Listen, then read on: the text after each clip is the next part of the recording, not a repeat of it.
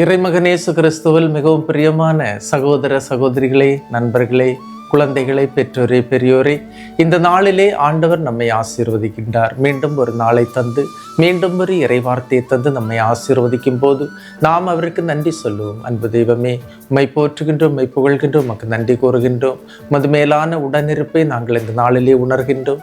இந்த நாளை நீர் எங்களுக்கு தந்து எங்களை ஆசீர்வதிக்கும் போது உம்முடைய அருள்கரம் எங்களை தொடட்டும். எங்களுடைய குடும்பத்தின் மீதும் எங்களுடைய பிள்ளைகளின் மீதும் இருக்கட்டும். ஆமீன். அன்புமிக்கவர்களே, இன்றைய நாளிலே நாம் தியானிப்பதற்காக எடுத்துக்கொண்ட இறைவார்த்தை மார்க்கு எழுதிய நற்செய்தி 1ஆம் அதிகாரம் 40-41 இறைவார்த்தைகள். தொழுநோயாளர் ஒருவர் இயேசுவிடம் வந்து, நீர் விரும்பினால் எனது நோயை நீக்க உம்மால் முடியும் என்று முழந்தாளிட்டு வேண்டினார். இயேசு அவர் மீது பரிவு கொண்டு தமது கையை நீட்டி அவரை தொட்டு அவரிடம், நான் விரும்புகிறேன், உமது நோய் நீங்குக என்றார்.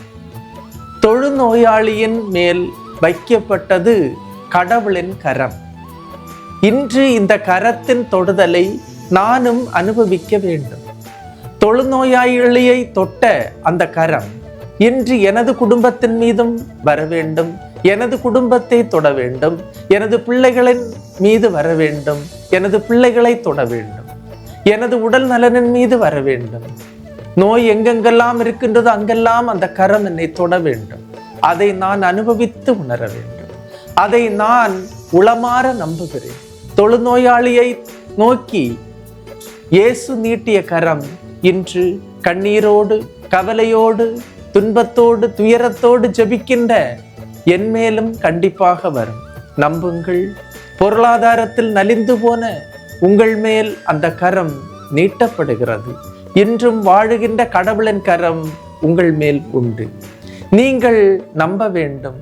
நீர் விரும்பினால் எனது நோயை நீக்க உம்மால் முடியும் என்ற அந்த தொழுநோயாளரின் வார்த்தைகள், நீர் விரும்பினால் எனது இன்றைய நிலையை மாற்ற உம்மால் முடியும்.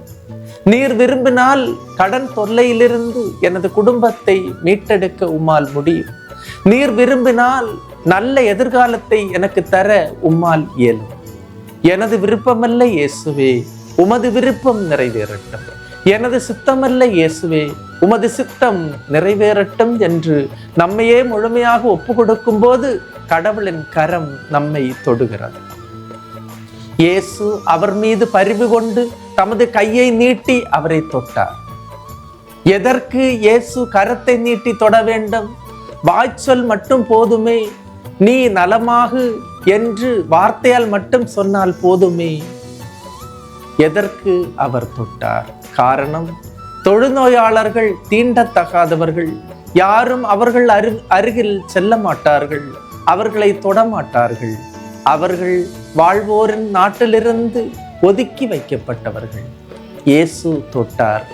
மகனே, மகளே, நீ என்னுடையவன், நீ என்னுடையவள். இந்த உலகம் உன்னை வெறுத்தாலும் நான் வெறுக்க மாட்டேன் என்று இயேசு சொல்கிறார். பெற்ற தாய் பிள்ளையை மறந்தாலும், உற்ற தேகத்தை உயிர் மறந்தாலும் உன்னை ஒருபோதும் நான் மறவேன்.